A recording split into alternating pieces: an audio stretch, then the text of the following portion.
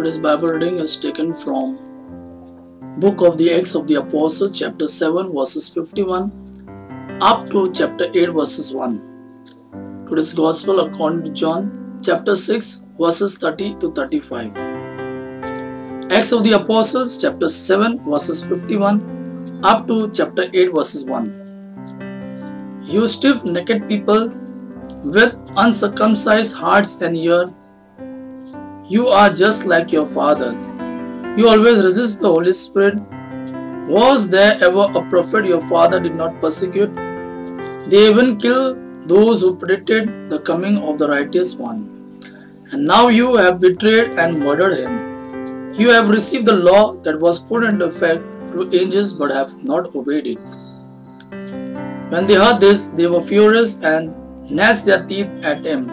But Stephen, full of the Holy Spirit, looked up to heaven and saw the glory of God and Jesus standing at the right hand of God. Look, he said, I see heaven open and the Son of Man standing at the right hand of God. At this, they covered their ears and, yelling at the top of their voices, they all rushed at him, dragged him out of the city, and began to stone him. Meanwhile, the witnesses laid their clothes at the feet of a young man named Saul. While they were stoning him, Stephen prayed, Lord Jesus, receive my spirit. Then he fell on his knees and cried out, Lord, do not hold this sin against them. When he said this, he fell asleep, and Saul was there, giving approval to his death. Gospel of John chapter 6 verses 30 to 35. So they asked him, What miracle sign then you will give that we may see it and believe you? What will you do? Our forefathers ate the manna in the desert. As it is written, He gave them bread from heaven to eat.